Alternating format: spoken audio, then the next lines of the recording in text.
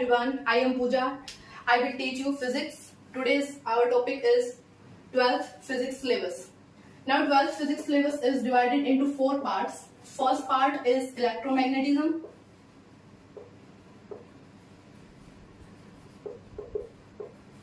Second is optics. Third is nuclear physics.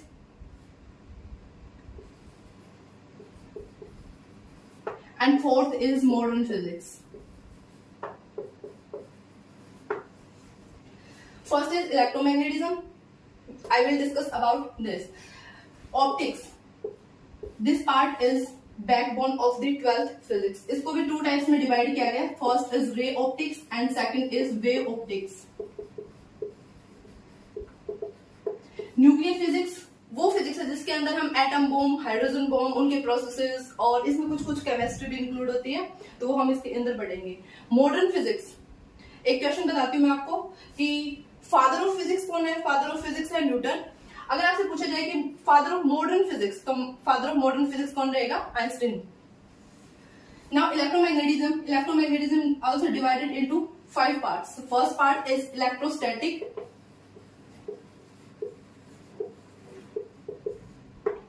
Second is electrodynamics. सबसे पहले हम पता करते हैं स्टैटिक. इलेक्ट्रोस्टैटिक्स होता क्या है. Electro means electron, static means होता है रेस्ट.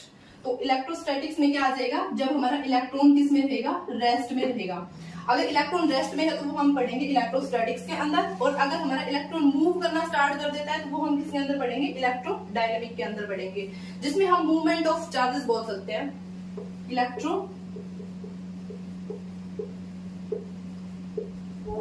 डायनामिक्स. इसमें क्या आ जाएगा, मूवमेंट ऑफ चार्जेस. और मूवमेंट ऑफ चार्जेस को ही हम पढ़ते हैं करंट इलेक्ट्रिसिटी के नाम से, जो हमारा एक चैप्टर भी है पूरा इसके अंदर. थर्ड आ जाएगा आपका. अच्छा, यहाँ तो हमने पढ़ा कि इलेक्ट्रॉन हमारा किसमें है, रेस्ट में रहेगा, फिर मूवमेंट स्टार्ट हो जाती है उसके अंदर. अच्छा, इससे पहले मैं आपको एक बात बताती हूँ कि जो हमारे जो आइंस्टीन साहब है ना, उनने कहा था कि imagination is more powerful than knowledge. मतलब आपको, अगर आप साइंस के स्टूडेंट्स हैं तो आपको इमेजिनेशन क्या होनी चाहिए, बहुत ज्यादा स्ट्रॉन्ग होनी चाहिए. अगर आपसे बोल दिया जाए ना कि आप एक सुनसान जगह पे हैं, तो आपके दिमाग में आना चाहिए कि आसपास कुछ भी नहीं है. तो ऐसे ही आपको बोल दिया जाए कि जैसे ये आपके पास में कोई वायर है, उस वायर के अंदर क्या है, इलेक्ट्रॉन है.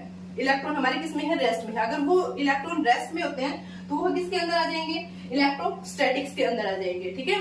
अगर मैं बोल दूं कि अब इसके अंदर इलेक्ट्रॉन मूव करना स्टार्ट हो गए, तो इलेक्ट्रॉन मूव करना स्टार्ट हो जाएंगे, तो वो किसके अंदर आ जाएंगे, इलेक्ट्रोडायनेमिक के अंदर आ जाएंगे. ठीक है. इसके बाद में आपको पता है कि मूव करना स्टार्ट हो गए, फ्लो ऑफ चार्जेस को क्या बोलते हैं, करंट बोलते हैं. तो इसके अंदर करंट फ्लो है. तो हमने क्या किया कि हम इसके पास में अपना हाथ लेके जाते हैं. तो हम जैसे इसके पास में लेके जाते हैं ना, तो बिल्कुल टच करने से पहले वो अपनी साइड क्या कर लेता है, अट्रैक्ट कर लेता है. अट्रैक्ट करेगा तो उसमें क्या आ जाएगा, उसमें क्या इफेक्ट होता है, मैग्नेटिक इफेक्ट जनरेट हो जाता है. तो मैग्नेटिक इफेक्ट जनरेट होगा तो उसको क्या बोलेंगे हम, मैग्नेटिक ऑफ इलेक्ट्रिक करंट. तो थर्ड पार्ट कौन सा हो जाएगा, magnetic effect of current. And fourth is magnetic induction.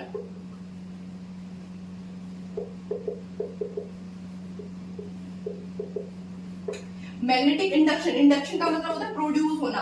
और ये जो मैग्नेटिक इंडक्शन है ना, जो हमारी पूरी इंडियन रेलवे है ना, वो पूरी इसी के ऊपर काम करती है कि ऊपर से उसको इलेक्ट्रिसिटी मिलती रहती है, और जैसे वो अपने ट्रैक पे चल रही है ना, तो वहां पे क्या जनरेट होती रहती है, मैग्नेटिक इफेक्ट जनरेट होता रहता है. तो पूरी इंडियन रेलवे ही इसके ऊपर काम करती है, मैग्नेटिक इंडक्शन के ऊपर काम करती है. And fifth part is electromagnetic wave, जिसको हम EMW भी बोल सकते हैं. ये 5 पार्ट पढ़ते हैं हम किसके अंदर, इलेक्ट्रोमैग्नेटिज्म के अंदर. अब थोड़ा इसके अंदर और डिस्कस करते हैं इलेक्ट्रोमैग्नेटिज्म को, और थोड़ा डिटेल में पढ़ते हैं.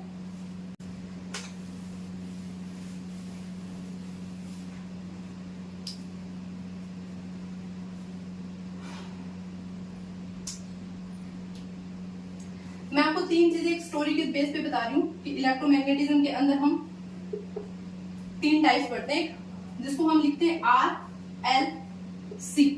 R क्या है आपका, रेजिस्टेंस. L क्या है आपका, इंडक्टेंस. और C क्या हो जाएगा आपका, कैपेसिटेंस. ठीक है. तो इन तीनों के लिए 3 साइंटिस्ट की बात करेंगे हम. जो रेजिस्टेंस है उसके लिए कौन सा साइंटिस्ट की बात करेंगे हम, ओम. इंडक्टेंस के लिए जो साइंटिस्ट, कौन से साइंटिस्ट की बात करेंगे हम? हेनरी। और कैपेसिटेंस के फेराड।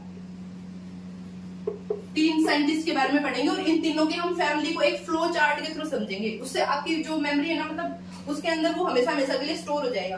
तो 3 साइंटिस्ट कौन कौन से हैं? ओम, हेनरी और फेराड। सबसे पहले हम ओम की फैमिली के बारे में पढ़ते हैं। ओम की फैमिली के बारे में हमने पढ़ा कि जो ओम है उनके 4 बेटे और 1 बेटी है। तो सबसे पहला जो हमने लिखा वो कौन सा लिखा? इम्पीडेंस। जो सबसे बड़ा है उसका नाम क्या लिखा हमने? इम्पीडेंस। ठीक है। सेकंड नंबर पे लिखा हमने resistance, and third is internal resistance.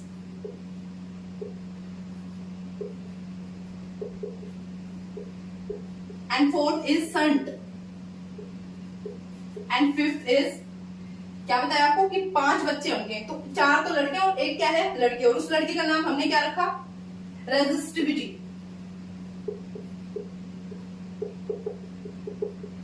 ठीक है। अच्छा, ओम के बच्चे ये, तो इनकी यूनिट भी किसके बेस पे होनी चाहिए? ओम के बेस पे ही। तो इम्पीडेंस है उसको भी हम किस में लिखते हैं? उसकी यूनिट भी क्या आएगी? ओम। रेजिस्टेंस है उसकी यूनिट भी क्या आएगी? ओम। इंटरनल रेजिस्टेंस है उसकी यूनिट भी क्या आ जाएगी? ओम। संट है उसकी यूनिट भी क्या आ जाएगी? ओम। रेजिस्टिविटी, इसके बारे में एक बार डिस्कस करते हैं। सबसे पहले मैं बताती हूँ आपको इम्पीडेंस। इम्पीडेंस को हम डिनोट करते हैं किसके साथ में? जेड के साथ में। रेजिस्टेंस को हम किसके साथ डिनोट करते हैं? आर के साथ में। इंटरनल रेजिस्टेंस को हम किसके साथ डिनोट करते हैं? स्मॉल आर के। ठीक है। और जो संट है, अगर संट के बारे में आपसे पूछ ले कि संट क्या होता है, तो संट हम बोलेंगे रेजिस्टेंस का जो सबसे छोटा, या हम बोल सकते हैं कि इस फैमिली में जो सबसे छोटा है वो क्या है? संट है। यानी स्मॉलेस्ट रेजिस्टेंस को क्या बोलेंगे हम? संट। इसको हम किससे लिखते हैं? एस से लिखेंगे। ठीक है। रेजिस्टिविटी को हम रो से लिखते हैं। तो ये 4 तो बच्चे जिनके लड़के थे और 1 क्या है? लड़की है। तो लड़के की शादी होगी तो उसकी शादी किसके साथ की? मीटर के साथ है। ठीक है। तो इसकी यूनिट क्या बन जाएगी? ओम मीटर। क्लियर?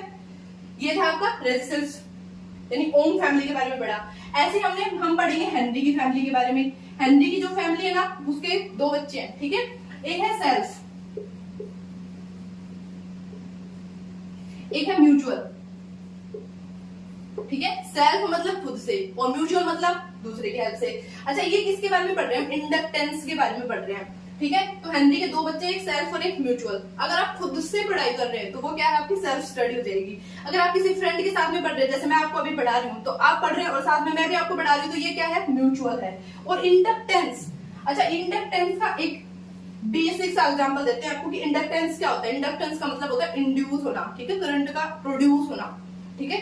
जैसे मान लीजिए इसका बेसिक सा एग्जांपल है कि आपके घर के बाहर डीजे बज रहा है और आप वहां पे खड़े हैं, और जैसे डीजे के अंदर गाना बजेगा तो आपका गंदा ऐसे ऐसे अपने आप ऐसे ऐसे हिलने लग जाएगा। मतलब क्या है? वो इंड्यूस हो रहा है आपके अंदर। तो वो क्या है? इंडक्शन। ठीक है। इंडक्टेंस बोलेंगे। अच्छा, एक बात और है इसमें इंपॉर्टेंट, जो रेजिस्टेंस है, जो हम डिवाइस यूज करते हैं ना, उसको तो रेजिस्टर बोलेंगे, और जो उसका जो इफेक्ट रहेगा उसको क्या बोलेंगे? हम रेजिस्टेंस बोलेंगे। ऐसे ही जो इंडक्टर तो डिवाइस हो जाएगा, उसका जो इफेक्ट रहेगा उसको क्या बोलेंगे? हम इंडक्टेंस बोलेंगे। Next capacitance. कैपेसिटेंस का जो डिवाइस रहेगा उसको हम कैपेसिटर बोलेंगे। और कैपेसिटेंस काम किसके आता है? जो क्या करता है? चार्ज को स्टोर करने का काम करता है। ठीक है। ये भी 3 टाइप का है। एक पैरेलल प्लेट कैपेसिटर,